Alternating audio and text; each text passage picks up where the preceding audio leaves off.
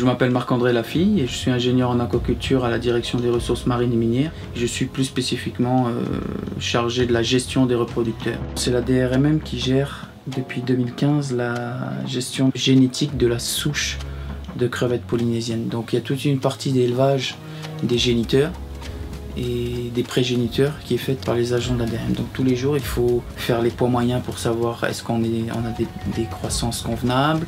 Il faut les transférer de bassin tous les 5-6 mois. Ça c'est une partie du travail, c'est de gérer génétiquement cette souche de crevettes.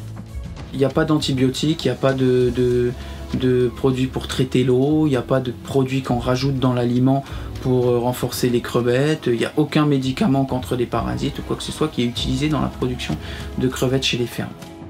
Donc ça c'est un gros atout qu'a la crevette bleue de Polynésie. L'écloserie elle produit des post-larves qui sont des crevettes qui mesurent entre moins d'1 centimètre puisqu'ils font entre 8 mm et on va dire 1,2 cm. Les fermiers viennent les chercher et eux font le grossissement jusqu'à atteindre la taille de 20 grammes. Les échantillons ont été faits pour savoir si notre souche de crevettes polynésiennes, on y retrouvait certaines maladies. Et les analyses ont montré qu'en Polynésie française, on était indemne de toutes ces maladies à déclaration obligatoire et même de certaines maladies qui ne sont pas à déclaration obligatoire mais qui posent d'énormes problèmes dans d'autres élevages, que ce soit en Nouvelle-Calédonie ou en Asie notamment. Pour l'instant, l'écloserie produit 12 millions de post-larves. On aimerait par la suite pouvoir l'agrandir et pouvoir encore produire plus. On n'y est pas encore. Mais l'objectif, bien évidemment, c'est de développer cette filière pour qu'elle réponde au marché local, qui est de 300 tonnes par an.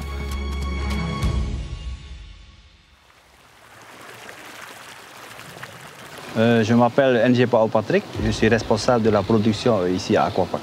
Alors, pour avoir des post-larves, il faut que tu passes ta commande.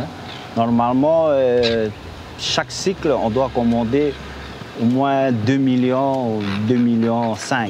Donc, à partir de là, quand tu vas chercher tes post-larves, il faut vraiment te surveiller tout ton bassin qui doit recevoir les post-larves, parce que c'est ça le plus important, c'est les bébés. Avant de recevoir des post-larves, il faudra nettoyer les bassins, ramasser la terre qui est dedans, remplir, préparer le bloom, tout ça, avant l'arrivée des crevettes. Quand ils arrivent dans les bassins, il faut que ça soit prêt, nickel, bien homogénéiser l'eau, tout ça. Et ça, il faut suivre, quoi. Tu peux perdre 50% de survie aussi. Donc c'est à toi de tout faire pour que tu ne perdes pas autant, quoi. Parce que tu achètes les post-larves aussi. Alors il faut bien les nourrir tous les jours, le matin, midi. Parce que nous, on nourrit 3 fois par jour. Et au fur et à mesure qu'ils grossissent, il faut qu'on augmente l'aliment et bien sûr l'oxygène, tout ça, quoi. Et ça, il faut être présent, quoi, tous les jours, jusqu'à dimanche. Ici à Tiopo, oui, il pleut tout le temps aussi. Des fois 1 semaine, 2 semaines. Et on arrive quand même à gérer, mais malgré ça, ça change la température. Et puis il y a de l'eau douce qui arrive dans les bassins. Donc ça baisse aussi la salinité.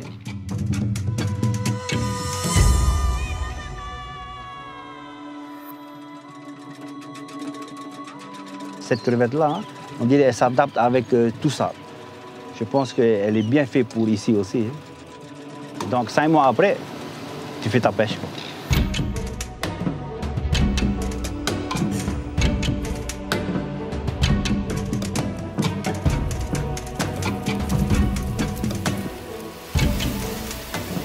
Je m'appelle Toa Miriura Viviche, j'ai 27 ans, je suis aquaculteur, plus précisément crevetticulteur. Ça fait 5 ans que j'ai commencé. Et on produit en général par an 7 tonnes annuelles. Pour le futur, on envisage de passer à 30 tonnes, 35 tonnes d'exploitation. Par rapport à ce qui est fait à terre, on a une large diminution des charges, c'est-à-dire qu'on n'utilise pas d'électricité, on n'utilise pas d'aération, on utilise tout simplement la nature. Donc le courant fait qu'il y ait un bon renouvellement d'eau dans les cages. Le cadre est plus agréable aussi. Au départ, on avait des résultats catastrophiques. On avait à peu près 3% de survie, donc beaucoup de mortalité. Donc on ne comprenait pas le pourquoi de cette mortalité.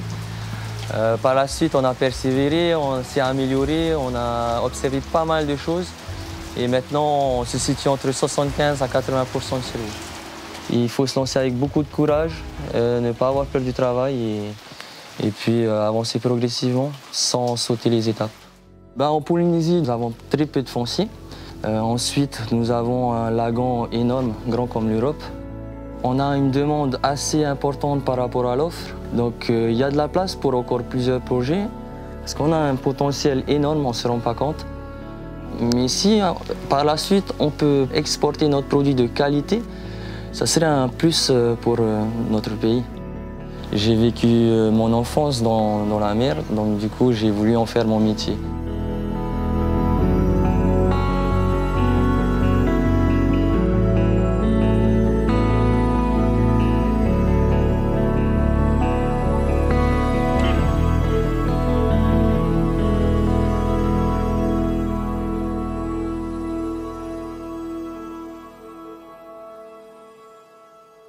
Manger local. C'est bon pour moi. C'est bon pour mon Fénois.